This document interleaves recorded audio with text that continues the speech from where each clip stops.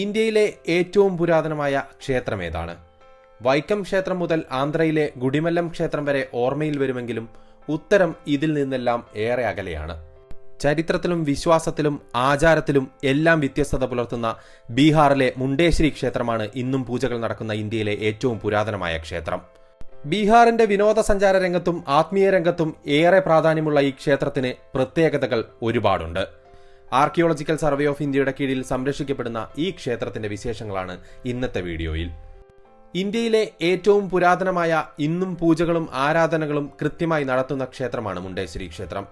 ബീഹാറിലെ കൈമൂർ ജില്ലയിൽ സ്ഥിതി ചെയ്യുന്ന ഈ ക്ഷേത്രം മറ്റു ക്ഷേത്രങ്ങൾക്കില്ലാത്ത പ്രത്യേകതകളാൽ സമ്പന്നമാണ്. പുരാതന ക്ഷേത്രങ്ങളെന്ന് അവകാശപ്പെടുന്ന പല ക്ഷേത്രങ്ങളുണ്ടെങ്കിലും ചരിത്രം സാക്ഷ്യപ്പെടുത്തിയ പുരാതന ക്ഷേത്രം മുണ്ടേശ്വരി ക്ഷേത്രമാണ്.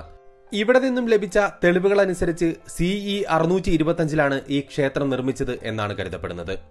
ആർക്കിയോളജിക്കൽ സർവേ ഓഫ് ഇന്ത്യയുടെ നേതൃത്വത്തിൽ നടത്തിയ പഠനങ്ങളിൽ CE 635 എന്ന് കരുതപ്പെടുന്ന ലിഖിതങ്ങളും മറ്റും ഇവിടെ നിന്നും കണ്ടെത്തിയിട്ടുണ്ട്. എന്നാൽ മറ്റു ചില പഠനങ്ങൾ അനുസരിച്ച് AD 4-ാം നൂറ്റാണ്ടിന് മുൻപേ ഈ ക്ഷേത്രം ഇവിടെയുണ്ട് എന്നാണ് പറയുന്നത്. 1915 മുതൽ ആർക്കിയോളജിക്കൽ സർവേ ഓഫ് ഇന്ത്യയുടെ കീഴിലാണ് ക്ഷേത്രം സംരക്ഷിക്കപ്പെടുന്നത്. ക്ഷേത്രത്തിന്റെ ഉത്ഭവത്തെക്കുറിച്ച് നിരവധി കഥകളാണ് പ്രചാരത്തിലുള്ളത്. അതിലൊന്ന് മഹിഷാസുര മർദിനിയുമായി ബന്ധപ്പെട്ടതാണ്. മഹിഷാസുരന്റെ കീഴിലെ പ്രധാനപ്പെട്ട ചുമതലകൾ വഹിക്കുന്ന ചന്ദ എന്നും മുണ്ട എന്നും പേരായ 2 സഹോദരങ്ങളായിരുന്നു ഇവിടുത്തെ ഭരണാധികാരികൾ.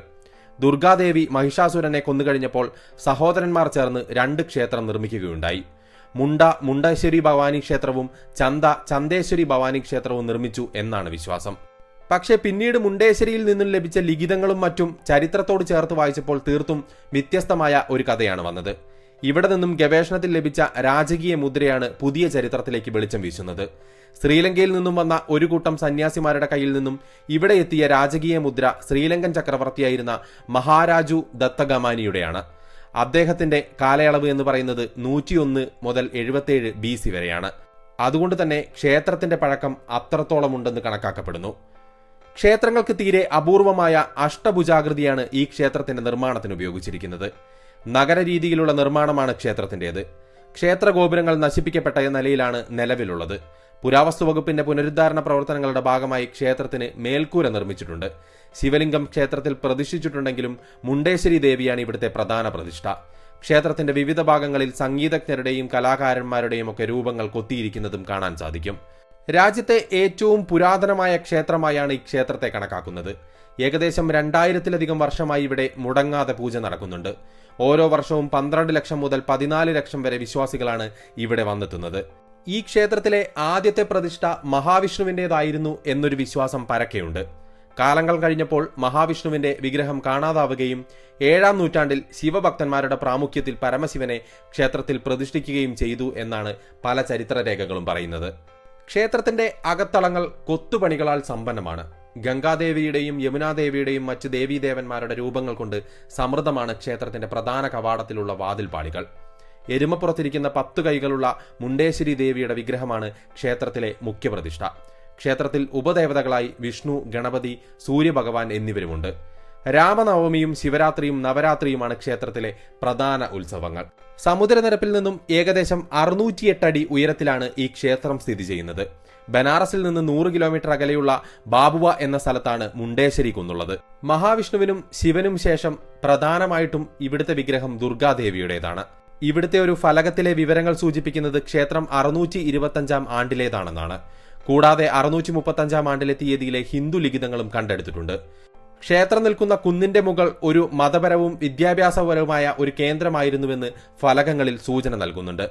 മാത്രവുമല്ല, ഇവിടെ മണ്ഡലേശ്വർ എന്ന മറ്റൊരു വലിയ ക്ഷേത്രം ഉണ്ടായിരുന്നതായും അവിടുത്തെ പ്രധാന വിഗ്രഹം പരമശിവന്റേതായിരുന്നുവെന്നുള്ള സൂചനകളും ഈ ഫലകത്തിൽ തന്നെയുണ്ട്. മുണ്ടേശ്വരി ക്ഷേത്രത്തിന്റെ വടക്കു ഭാഗത്തായിട്ടായിരുന്നു മണ്ഡലേശ്വർ ക്ഷേത്രം സ്ഥിതി ചെയ്തിരുന്നതായാണ് കരുതപ്പെടുന്നത്. കാലക്രമേണ ക്ഷേത്രം പല ആക്രമണങ്ങൾക്കും വിധേയമായി കേടുപാടുകൾ സംഭവിച്ചു. അങ്ങനെ മണ്ഡേശ്വരിയുടെ വിഗ്രഹം ക്ഷേത്രത്തിന്റെ കിഴക്കേ അറയിൽ സൂക്ഷിച്ചിരുന്നതായും ഈ ഫലകങ്ങൾ സൂചന നൽകുന്നു. ക്ഷേത്രത്തിന്റെ രൂപകൽപ്പന നേരത്തെ പറഞ്ഞതുപോലെ തന്നെ വളരെ കൗതുകമേറിയതാണ്. അഷ്ടഭുജാകൃതിയിൽ മണൽക്കല്ലുകളാൽ നിർമ്മിതമാണ് ക്ഷേത്രം. ഈ നിർമ്മാണ രീതി വളരെ വിരളമായിട്ടുള്ള ഒന്നാണ്. ഒരു ശിവക്ഷേത്രത്തിന്റെ രൂപത്തിലാണ് ഇത് നിർമ്മിച്ചിരിക്കുന്നത്. ഇതിനെ നാഗരശൈലി എന്നാണ് വിളിക്കുന്നത്.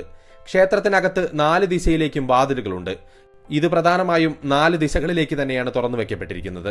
ക്ഷേത്രത്തിന് ചുറ്റും ചിതറിക്കിടക്കുന്ന നിർമ്മിതികൾ പഴയ മണ്ഡലേശ്വര ശിവക്ഷേത്രത്തിന്റെ മണ്ഡപങ്ങളും ശില്പങ്ങളുമാണെന്നാണ് കരുതപ്പെടുന്നത്. അസാധാരണമായ രൂപകൽപ്പനയിലുള്ള 2 കൽപാത്രങ്ങളും ശ്രീകോവിലിനുള്ളിലുണ്ട്. ശ്രീകോവിലിന്റെ മധ്യഭാഗത്തായിട്ടാണ് ശിവലിംഗം പ്രതിഷ്ഠിച്ചിരിക്കുന്നത്. ശ്രീകോവിലിനുള്ളിൽ മറ്റൊരു ചെറിയ കോവിലിനുള്ളിലാണ് മഹിഷാസുരമർദ്ദിനി അവതാരത്തിലുള്ള ദുർഗാദേവിയെ പ്രതിഷ്ഠിച്ചിരിക്കുന്നത്. പാട്ന, ഗയ, വാരണാസി തുടങ്ങിയ സ്ഥലങ്ങളിൽ നിന്ന് റോഡ് മാർഗം നമുക്കിവിടെ എത്തിച്ചേരാൻ സാധിക്കും. മൊഹാനിയ ബാബുവ റോഡ് സ്റ്റേഷനാണ് ക്ഷേത്രത്തിനടുത്തുള്ള റെയിൽവേ സ്റ്റേഷൻ. ഇവിടെ നിന്ന് റോഡ് മാർഗം 22 കിലോമീറ്റർ സഞ്ചരിച്ചാൽ ക്ഷേത്രത്തിലെത്താം. 102 കിലോമീറ്റർ അകലെ വാരണാസിയിലുള്ള ലാൽ ബഹദൂർ ശാസ്ത്രി അന്താരാഷ്ട്ര വിമാനത്താവളമാണ് ഏറ്റവും അടുത്തുള്ള എയർപോർട്ട്.